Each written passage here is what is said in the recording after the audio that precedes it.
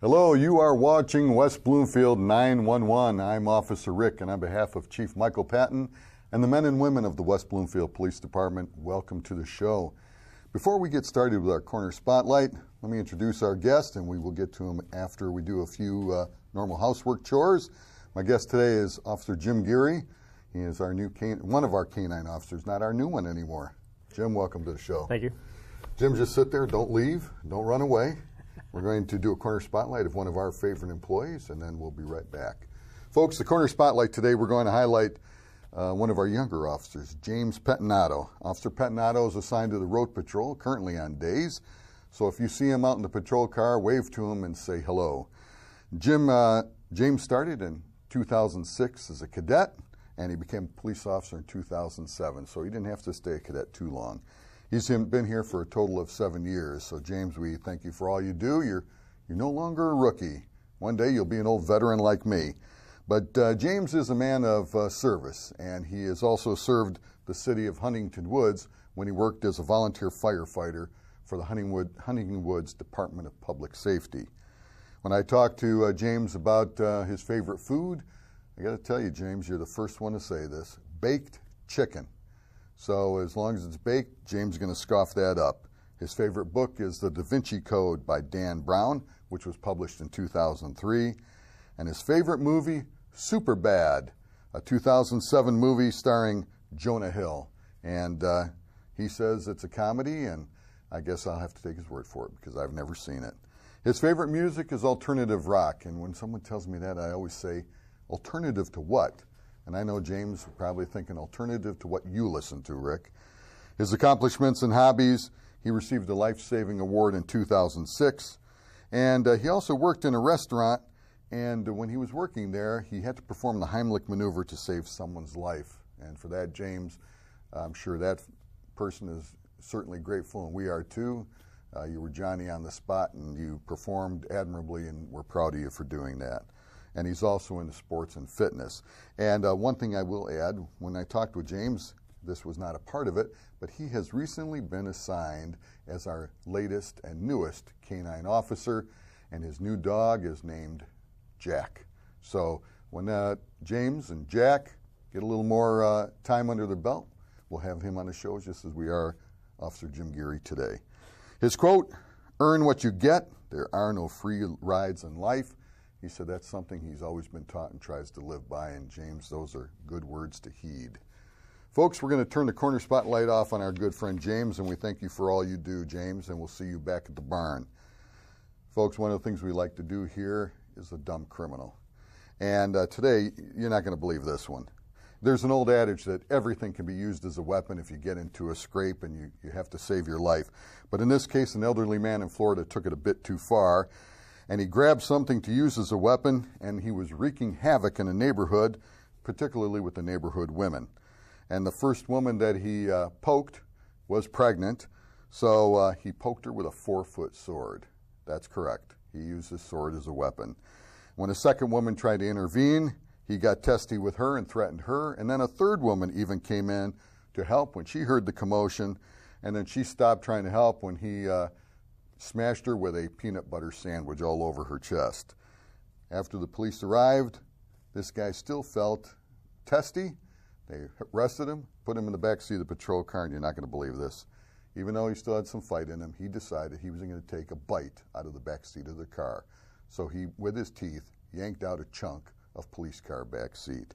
Now I got to tell you, people make fun of what I eat, but this guy really has to find another diet. I hate to see what happens when he gets old. Oh, you know what? He is old. You know what? Maybe that's why he's living to such a good age. It's because of what he's eating. Vinyl's good for you.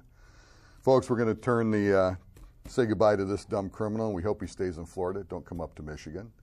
And I'm going to ask you to stay here. Don't go away. We'll be right back with our special guest and my good friend, Officer Jim Geary. Don't go away.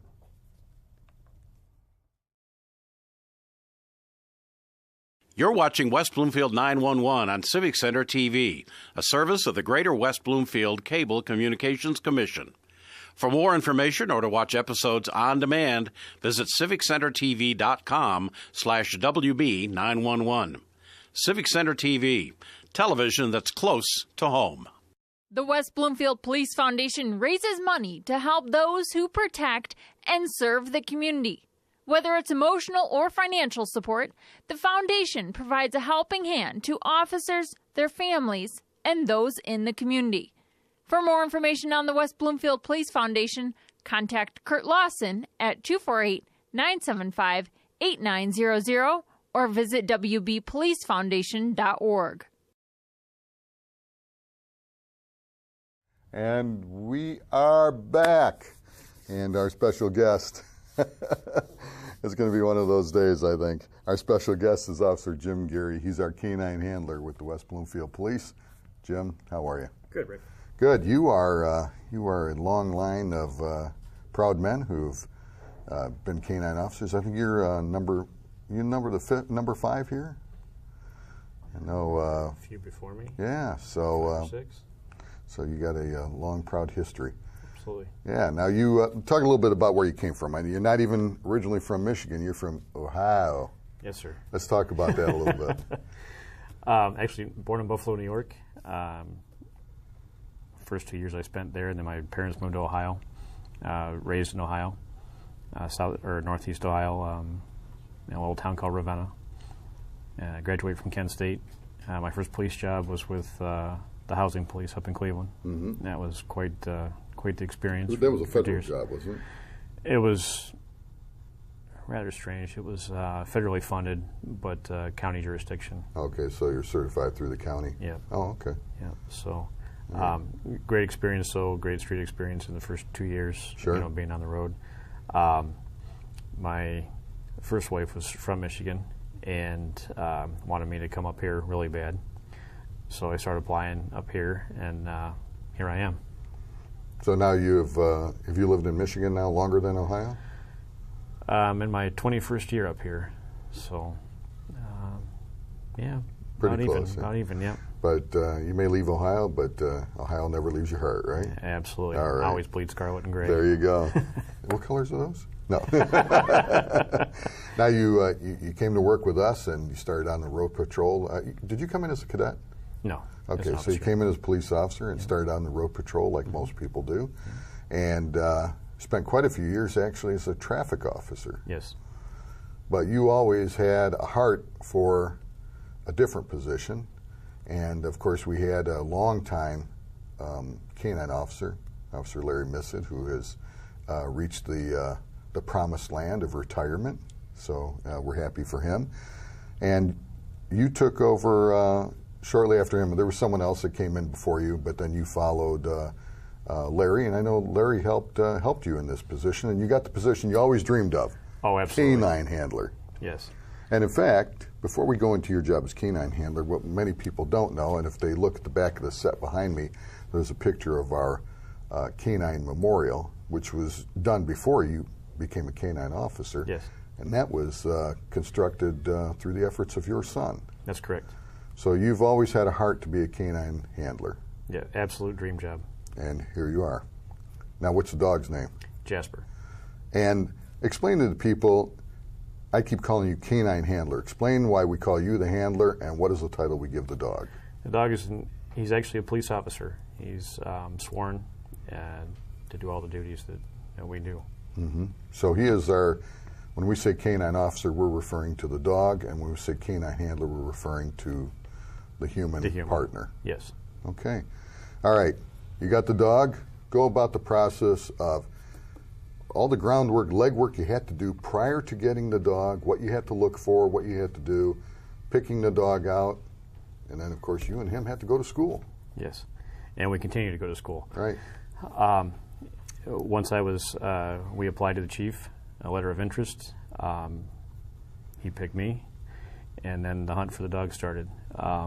I was looking for a breeder that mainly focused on high drive dogs, working line dogs. There's sport line dogs, show line dogs. You want a dog that's got very high drive, that you don't want to have to try to build in drive the dog. You want the dog to already have it.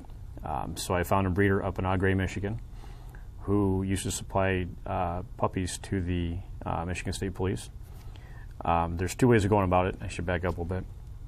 You can go the puppy route, which is what Larry Mifsud always did, and we always had success with that program. So that's why we stuck with that.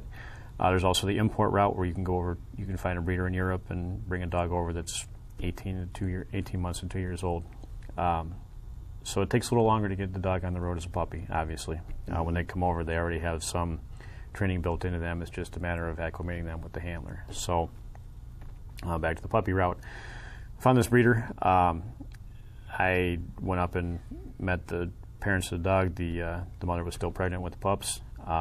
Got to see the dad. He was had some Schutzen training in him. So what kind of training? Schutzen training. Okay, why don't you talk about that? What is that? It's European training. It covers tracking and obedience. It's very specific. And so those bloodlines are bred in there. Okay. His grandfather was a Czechoslovakian border dog. Came from a kennel over there that put out some really awesome dogs. So I really focused on that particular breeder. Kept in contact with her over and over. She kept me apprised of the situation with the puppies were late. So it was a little tenuous. We wanted to get that puppy and get going. So and you were chomping at the bit. I remember that. Oh, absolutely. And you were driving everybody crazy, but that's another story. It was Father's Day 2012. He was born, so it was quite the Father's Day present for me. Went up and picked him up after he was 8 weeks old. Actually, the process, she brought him and his brothers down to our training group on Sunday, and they were 6 weeks old at the time. And my trainers told me, go pick your dog. We're not going to influence you at all. There's certain things you need to look for. They gave me some toys to play with them. And he stood out. He picked up, at 6 weeks old, he picked up a tennis ball and carried it. And his mouth was pretty little at that point. And he chased his brother around. His brother was running away, and he grabbed his tail and he wouldn't let go. So I thought, okay, we got a winner here. So picked him, and that was the drive you were looking for. That's right? the drive. Yep. And he wouldn't quit. He was just being an absolute punk to the rest of them. So that's what I wanted. And so we brought him home, and it's just like having a baby in the house After again. the 8 weeks. After the 8 weeks, yep. So he can get weaned from his mother. Yep. Never want to take him before they're 8 weeks right. old. So we got him at 8 weeks and brought him home, and the process started. So took him in training just to socialize him with the other dogs, and the chief allowed me to bring him out in the car with me. I was fortunate to be able to do that, so I got him into a couple of the schools, and he got to meet the kids, and got him into every foreign environment we could to get his socialization skills where they needed to be. And he's quite the social dog, but he's also got a work side to him as well. So we want to have a balance there. His training starts... let's talk a little bit before you go into training him, and I don't want to steer you away from it, but one thing I thought was interesting is before you even got the dog, you were already going to schools. And you had training yourself. I mean, you were well trained as an accident investigator and all that stuff, but this is a whole different gig. So what kind of training do you have to get even before you got your dog? I was allowed to join our training group that Larry had started, and was going with them to learn how to set tracks, to take bites from their dogs, to do all the things I was going to eventually do with Jasper to get a head start and jump on what to expect. And it's you learn real quick. It's not just an 8-hour job. You don't just take him home and put him in the kennel and call it a day. You have to do something with the dog every day to keep his skills up. He's got everything we do, they're perishable skills. So we can't just slough off on that and I don't feel like doing it today. It's like, no, we have to go out and do something with him. Really no different than a human being, like when we practice on the gun range or all that other stuff we do. To be proficient, right. Yeah, because they are perishable. Yes. If you don't use it, you lose it. Right. All right, so now Jasper's getting a little older, and you guys start training. Let's go through some of that. We have our training days on Sundays, so we don't, our department doesn't do a specific canine academy, so to speak. We do our days on Sundays. I got homework that I had to do with Jasper, so just like going back to school. And I had to keep a log of what the trainers assigned me to do for the week and document everything that we did. And if there were any issues, I would have to contact the trainer and say, hey, this isn't working, or this is working good, things like that. The following Sunday, we would sit down and we'd say, okay, how'd the week go? Oh, well, he was progressing here, he's doing this, you know. So it's a really good program. We've had great success with him, with our other puppies coming through the process. And then I was able to, I've had the absolute fortune of being able to go to every school I put in for, legitimate canine school. In September, we certified with NAPIC, which is the National Association of Professional Canine Handlers. We were able to go up to Alpena to train with canine handlers from all over the country and Canada. Mm-hmm. And it's just an absolute continuous learning experience. 2 days later, I left for Georgia and went down there and certified with NAPAWADA, which is the North American Police Work Dog Association. So, and then we certified through MCOLS, which is a state organization. So, at 17 months old, tell the folks what MCOLS stands for. Michigan Council on Law Enforcement Standards. Commission. Sorry, it was close. And because you and I, we know this stuff, but folks watching aren't necessarily going to know what all that stuff is. I mean, when you say Napa and Shih Tzu training and all that, I have no clue what you're talking about either. That's why I spelled that out. You're right, I know. Yep. So at 17 months old, he's got 2 national titles under him as a patrol dog, and then the state certification. We'll go through some of that training. What do you and Jasper? Because it's not just Jasper. Right. And it's not just you. You guys are a team. You are a duo. I mean, you are not a canine handler if you have no dog to handle, and he's not a canine officer if he doesn't have a handler helping him and leading him along the way as well. Right. What do you guys have to do? What do those certifications entail? He is what's considered a utility dog with a narcotics addendum to him. So he is certified to do obedience, tracking, article searches, area searches, building searches, narcotics, and handler protection and apprehension.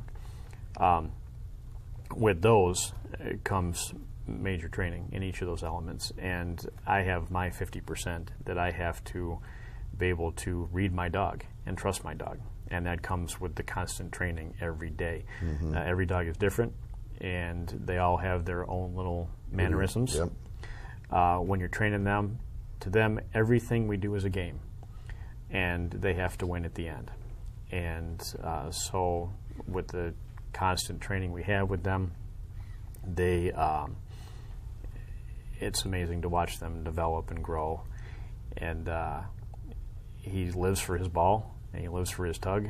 Depending on narcotics, I reward him with a tug we can fight with, mm-hmm. and then the ball he gets for everything else, and we throw that for him. He loves chase. He loves to chase. So, like I said, it's a constant working environment for us. Now, what kind of dog is he? He's a German Shepherd, but his bloodlines, he's 3/4 Czech and 1/4 East German. Okay, but that's all part of the German Shepherd umbrella? Yes. That's why if you see pictures of him, he's not the traditional black and tan mm-hmm. that everybody sees. He's what's called sable. Yeah, he's a good-looking dog, and I'm sure people are watching on their screen. They're running some images of you and him. And even before we came in today, as I was coming to the studio, I saw you practicing with him back by the gas pump mm-hmm. there, and it's always kind of interesting because, as you say, you're always working with him. Mm-hmm. But Jasper goes home with you. Yes. He doesn't stay at the station. He doesn't have a kennel at the station and kick back and relax with us at the station. He goes home and he has to interact with you and your family. Mm-hmm. Why don't you talk about that a little bit? He is, through his training, he's kenneled at home. So he's inside. We have a kennel inside in our family room, and that's where he sleeps. And anytime we're not interacting with him, he's in his kennel resting. He has to be ready to go when he comes out that kennel door and ready to work. Mm-hmm. So he spends a lot of time in the kennel because he's not a pet. He's a working dog, so he needs to be treated differently. But when he does have his free time, I have my wife and 3 kids, and he loves all of them. He will come in the door, and he'll see the kids sit in the family room, and he just starts to vibrate, and he gets all excited and stuff, and I'll cut him loose. And I have that way when I see a bowl of spaghetti. One of his favorite things to do is they'll be sitting on the couch, and he'll run in there, and he'll just pile drive them right into the couch, and he'll start licking them and that. And so, but he's very protective of the family. You know, when we had Officer Missett, and I was brand new here, I was fortunate to be able to work with him on some tracks and went to some of his training sessions and that. For someone that's a novice like me, just watching it, it's quite amazing the relationship and the interaction between the handler and the dog, the officer. And it's amazing to me, too, because sometimes I would take the sleeve and take the hit from the dog, and it is just phenomenal, the amount of pressure that they can put on the arm. I'm just glad I had the sleeve, because I would not want those teeth on my bones or in my skin. Right. And it's understandable why when that dog is released, if that was me, I'd be giving up right away. I don't want that dog hanging on me. Right. But they're phenomenal. But one thing I found interesting, too, is that it's not like a human being where they harbor anger and emotion. They're turned on and they're excited by the command of the handler as to what to do. But the minute you pull them off, man, they just shut right down, and you can go with your direction where they can be petted and everything else. It's like that was just a job. And that goes right back to everything is a game with him. He does his job, he gets rewarded. So when he finds narcotics, he gets rewarded. On a bite, when the bad guy gives up, he's released, and then he'll get his ball. And I will take him off. Once the situation's safe for the other officers, they'll go in and apprehend the bad guy. Yeah. So. Well, now what, I don't think I've ever asked this to any of the canine handlers we've had on, but if you go on vacation and you're not taking Jasper with you, let's say you're flying somewhere, what do you do? I mean, obviously, he's not a pet, and there may be different ways of having to treat him and handle him when you're gone. What do you do with him at that point? We have not boarded him yet. So being young, at this stage in his life, it's my feeling that he needs to be with us. So when we travel, we go to pet-friendly hotels. That's where we stay, and he stays with us. We take a kennel with us. There's a kennel in my personal car, and we have one that folds up into a suitcase that is very convenient for us, and we carry that right in the hotel, set it up, and that's where he stays. So as of now, when you vacation, he vacations with you. That's right, yeah. Well, now, Jasper is not just a working dog, and you've taken him to entertain kids and that. Are we still doing that if someone would like you and Jasper to come out to a school or whatever? Absolutely. Well, we've only got about a minute left, so why don't you tell the folks what you offer to them, other than obviously working as a police officer. What would you offer to the schools or groups that would like to get you, and give them a phone number and who to contact? Oh, we can, Jasper and I can come out and do demos. We can show you a few of the things that he can do with us. You can call my direct line, 248-975-8962. That'll reach my desk. Just give me a call, let us know what, and we can discuss what we can do for you. And you know what? I'll tell you what, I've seen your dog and the other dogs in action, and especially for the kids. Kids love animals anyway. And it gets them to see us in a different light, just like this show does. But they all love the dog, and of course, I would just tell people, when Jim does bring the dog, just do as Jim tells you to do. We don't want anybody to accidentally get hurt, and we don't want the dog or Jim to get hurt either. So, but he's a great asset, and we're glad to have you both here. Well, thank you. Well, listen, Jim, don't run away, and we want to honor a fallen officer, and these guys are true American heroes, and they deserve to be remembered. And I know you agree with me on that 100%. Absolutely. So, folks, we'd like you to remember in your thoughts and in your prayers Police Officer Edward Cerveni of the Greenfield Township Police Department. Officer Cerveni was killed in the line of duty on April 24th, 1923, almost 100 years ago. And as these other great American heroes we've been remembering lately, his heroics were lost in the fog of history. And for that, brother, we apologize that you had been forgotten for so long. But I can guarantee from this day forward, you will always be remembered. Police Officer Edward Cerveni was struck and killed by a vehicle while investigating a stolen truck. He and another officer had confiscated the vehicle, and as Officer Cerveni had stepped from the vehicle, he was fatally struck by another vehicle, another car, another truck. And I know Jim, as being an accident investigator, that's something we always worry about when we're on the scene out in the public highways, is getting killed accidentally, and this was the case with this great American hero. In fact, the Edward Cerveni Intermediate School was named in his honor, and he was a young man, age 42, upon his death. So please remember Police Officer Edward Cerveni in your thoughts and your prayers, his colleagues in the Greenfield Township Police Department, and all of our American heroes who carry the badge or wear a law enforcement uniform. Please remember them all in your thoughts and your prayers. So folks, we would like to say thank you for watching West Bloomfield 911. I want to thank my guest, Officer Jim Geary. Remember, you can see us on CivicCenterTV.com if you cannot watch us on the telly. So take care of yourselves, be safe. Remember, tomorrow is promised to no one, and we'll see you again on West Bloomfield 911.